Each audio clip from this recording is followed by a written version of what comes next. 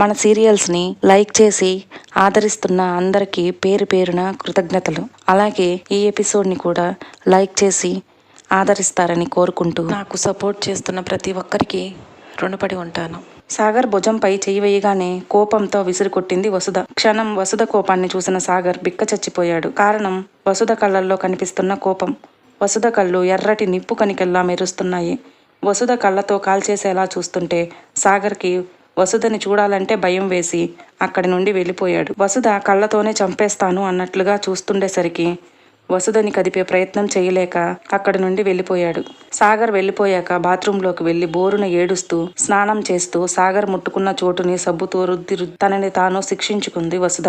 భుజం ఎర్రగా మంట పుడుతుండగా కొంత కుదుట పడ్డ వసుధ అలాగే గదిలో వెళ్ళి ఏడుస్తూ నిద్రలోకి జారుకుంది. అలా పడుకున్న వసుధ సాయంత్రం పిల్లలు స్కూల్ నుండి వచ్చి లేపితే లేచి సమయం చూసుకుంది. అయ్యో నేనేంటి ఇంతసేపు పడుకున్నాను అనుకుని నిద్రలేచిన వసుధ పిల్లలిద్దరినీ దగ్గరకు తీసుకుని ముద్దు పెట్టి రేపు ఉదయం మనం తాతయ్య దగ్గరకు వెళ్తున్నాం అని చెప్పింది. పిల్లలిద్దరూ రామ్ దగ్గరకు తీసుకెళ్తున్నావా అమ్మా అంటూ గంతులేయడం మొదలు పెట్టగానే ముందు హోంవర్క్ చేయండి, తరువాత మీ బుక్స్ సర్దుకోండి అంది వసుధ. నేను వెళ్ళి పాలు కలుపుకుని వస్తాను అంటూ వెళ్ళింది. సాయంత్రం 4:30 కావస్తుండగా పాలు కలిపి తీసుకురావటానికి వెళ్లిన వసుధను చూసి ఏమమ్మా మహారాణి, నిద్రలు అయ్యాయా? ఇలా పడుకుంటే ఇంట్లో పనులు ఎవరు చేస్తారే? మీ బాబా వెళ్ళి అందరికీ టీ పెట్టుకొచ్చివ్వు, సాయంత్రానికి స్నాక్స్, రాత్రికి వంట కూడా చూడు అంది కమల. అసలే చిరాకులో ఉన్న వసుధ తన తండ్రిని కూడా అనటంతో కోపంగా అత్తవారి వైపు ఒక చూపు చూసి అక్కడి నుంచి వెళ్ళిపోయింది. వంటగదిలోకి వెళ్లిన వసుధ టీ పెట్టి పాలు వేడి చేసి పిల్లలకి పాలు కలుపుకుని అత్తగారికి టీ కప్పులో పోసుకుని తీసుకువెళ్ళి అత్తగారికి టీ ఇచ్చి పాలు తీసుకుని గదిలోకి వెళ్ళబోయింది.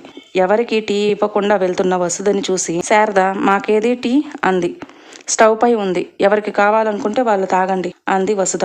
ఏంటే అందరికీ పోసి ఇవ్వకుండా ఎదురు మాట్లాడుతున్నావు అన్నారు అత్తగారు. మీరు నాకు అత్తగారు అందుకే ఇచ్చాను, వాళ్ళు నాలాగే ఈ ఇంటి కోడలు, నేను వాళ్ళకి సేవ చేయవలసిన అవసరం లేదు, మీకు కూడా ఇవ్వద్దు అంటే అలానే అత్తయ్య అని కోపంగా చూసింది వసుధ.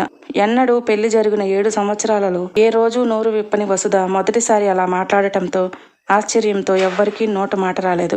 పిల్లలిద్దరికీ పాలు తాగించి సర్దుకోవటం మొదలు పెట్టింది. ఊరు వెళ్ళడానికి బట్టలు సర్దుకున్నాక ఇంట్లో పనులు పూర్తి చేసుకుని అందరి కోసం వంట చేసి పెట్టి అందరూ తిన్నాక అంట్లన్నీ కడిగేసింది.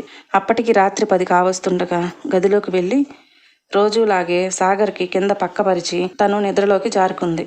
వసుధ కోపానికి భయపడ్డ సాగర్ ఆ రాత్రి ఇంటికి వెళ్ళలేదు. ఉదయం 5:30 ప్రాంతంలో నిద్రలేచిన వసుధ సాగర్ ఇంటికి రాకపోవటం గమనించిన ఏమీ పట్టనట్టు లేచి స్నానం చేసి రెడీ అయ్యి పిల్లల కోసం స్నాక్స్ ప్యాక్ చేసుకుని పిల్లల్ని లేపి రెడీ చేసింది. పిల్లలిద్దరికీ పాలు తాగించి అత్తగారి దగ్గరకు వెళ్లి తలుపు కొట్టింది వసుధ. కమల గారు లేచి తలుపు తీయగానే నేను ఊరెళ్తున్నా అత్తయ్య అని చెప్పింది. అప్పటికే సమయం 6:30 అయింది. అత్తగారు సరే వెళ్ళవే, టిఫిన్ ఏం చేశావు అన్నారు. నేనేం చేయలేదు, మీరు చేసుకుని తినండి.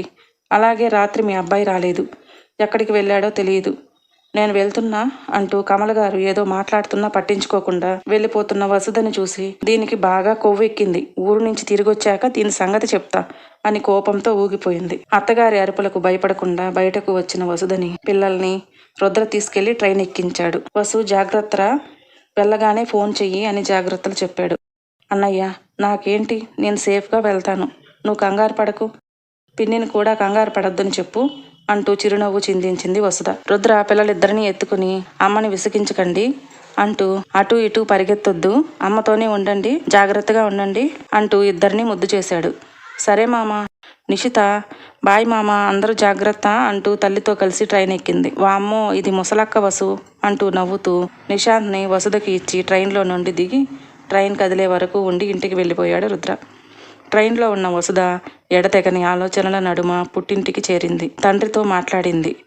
వసుధ నానమ్మ కూడా వసుధతో ప్రేమగా ఉంటున్నారు. ఇప్పుడు బుడతలిద్దరూ ఇల్లంతా సందడి చేస్తూ జానకి గారిని పరుగులు పెట్టించారు. వసుధ అంటే ఇష్టం లేకపోయినా పిల్లలంటే ప్రాణం జానకికి. తార పూర్తిగా పిల్లల్ని వసుధ దగ్గరికి వెళ్ళనివ్వకుండా అన్ని తానే చూసుకుంటుంది. నిశాంత్ తాళా పిన్ని అంటూ క్షణం వదలట్లేదు. వచ్చినప్పటి నుంచి ముభావంగా ఉన్న వసుధని చూసిన రామయ్య గారు చిట్టి తల్లి ఏంటమ్మా దిగులుగా ఉన్నావు అంటూ అనునయించారు. తండ్రి స్పర్శతో దుఃఖం పొంగుకురాగా తనని తాను సముదాయించుకుని ఏమీ లేదు నాన్న, ఊరికే కాస్త ఒంట్లో బాగాలేక ఇబ్బందిగా ఉంది అంది. కూతురు మాటలు నమ్మశక్యంగా లేక సరే తల్లి, సమస్య ఏదైనా పరిష్కారం వెతకాలి, ఆలోచిస్తూ కుంగిపోకూడదు. పంచుకుంటే భారం తగ్గుతుంది. ఆలోచించమ్మా అంటూ వెళ్ళిపోయాడు. తరువాత రోజు వసుధ వచ్చిన విషయం తెలిసిన మృదుల ఇంటికి వచ్చి వసుధని కలిసి వెళ్ళింది. ఆ రోజు రాత్రి తన సమస్యని తన స్నేహితురాలు సమస్యగా చెప్పి పరిష్కారం ఏంటి నాన్న అని అడిగింది వసుధ. వసుధ మాటలు విన్న రామయ్య గారు, చూడమ్మా, ఇద్దరు వ్యక్తుల మధ్య బంధం విడిపోవడం వల్ల ఎవ్వరికీ ఇబ్బంది లేదు అనుకుంటే విడిపోవచ్చు. కానీ వారికి ఇప్పుడు పిల్లాడున్నాడు. వాడి భవిష్యత్తు ముఖ్యం కనుక ఏం చేసినా ఆలోచించి చెయ్యాలి తల్లి అన్నాడు రామయ్య. అంటే ఎలా నాన్న అంది వసుధ. ఏమీ లేదు తల్లి. 1, చూసి చూడనట్లు భర్త చేసిన తప్పుని మర్చిపోయి క్షమించి తనతో కలిసి ఉండాలి. 2, నా సుఖం నాకు ముఖ్యం అనుకుంటే అతని నుండి దూరంగా వెళ్ళిపోవాలి. 3, నాకన్నా నా పిల్లల భవిష్యత్తు ముఖ్యం అనుకుంటే అక్కడే ఉండి తన పిల్లల కోసం బ్రతుకు పోరు సాగించాలి అన్నాడు. అది విన్న వసుధ, మరి భార్య కూడా ఇలాంటి తప్పు చేస్తే ఆ భర్త కూడా అలాగే ఆలోచిస్తాడా నాన్న అంది. మగాడికి ఆడదానికి ఉన్నంత సహనం ఎక్కడిది తల్లి? అలాంటిది జరిగిన మరుక్షణం ఆమె పరువు బజారున పెడతాడు, ప్రాణాలు తోడేస్తాడు అంటూ చిన్నగా నవ్వాడు రామయ్య. ఇదెక్కడి న్యాయం నాన్న? మగాడికి ఒకలా ఆడపిల్లకి ఒకలా అంది వసుధ. అది అనాదిగా వస్తున్న సాంప్రదాయం తల్లి. కానీ ఒకటి, ఆడదానికి ఉన్న సహనం, ఓర్పు, తెలివి మగాడికి ఉండవు. మగవాడు ఆవేశపరుడు, అనాలోచితంగా తప్పులు చేస్తూనే ఉంటాడు అన్నారు రామయ్య గారు. రామయ్య మాటలు విన్న వసుధ అలాగే ఆలోచిస్తూ తండ్రి భుజంపై తలవాల్చింది. రామయ్య గారు వసుధ తల నిమురుతూ, దీని గురించి ఆలోచించకు తల్లి, అన్నీ అవే సర్దుకుంటాయి, సమస్యకు భయపడకు, ఎదురీది పోరాడు అంటూ వసుధతో కాసేపు మాట్లాడి వెళ్ళి పడుకున్నారు. వసుధతో మాట్లాడి వెళ్ళిన రామయ్య ఇక లేవలేదు. శాశ్వత నిద్రలోకి జారుకున్నారు. తండ్రి మరణం వసుధని కోలుకోలేని విధంగా అగాధంలోకి తోసేసింది. రామయ్య గారి దహన సంస్కారాలకు వచ్చిన వసుధ అత్తగారు సాగర్ ఇద్దరు కర్మకాండలు అయిపోయే వరకు ఉండి వసుధని పిల్లల్ని తీసుకెళ్లిపోయారు. బెంగళూరు వెళ్ళిన వసుధ పూర్తిగా కుంగిపోయింది. ఎవరైనా మాట్లాడిస్తే మాట్లాడటం, ఇంటి పని చేయటం, పిల్లల్ని చూసుకోవటం, ఇదే లోకంగా బ్రతికేస్తుంది. ఇలా 2 నెలలు గడిచాక ఒకరోజు మేఘమాల వసుధ తోడికోడలు శారద కోసం వచ్చింది. మేఘమాలని చూశాక పూర్తిగా డిప్రెషన్లోకి వెళ్ళిపోయిన వసుధ తనకు ఈ బ్రతుకు ఎందుకు అనుకుంది. అలా అనిపించిన మరుక్షణం, నాన్న, నువ్వు లేని ఈ ప్రపంచం నాకు అక్కర్లేదు, నేను నీ దగ్గరకు వచ్చేస్తున్నా అంటూ నిద్రమాత్రలు తీసుకుంది. నిద్రమాత్రలు తీసుకున్న తరువాత వసుధకు ఏం జరుగుతుంది? వసుధ ఎలా కోలుకుంటుంది? తన తండ్రి చెప్పినట్లుగా అత్తవారింటి నుంచి వెళ్ళిపోతుందా, లేక అన్నీ మర్చిపోయి అతనితో కలిసి జీవితం కొనసాగిస్తుందా? మరో భాగంలో తెలుసుకుందాం.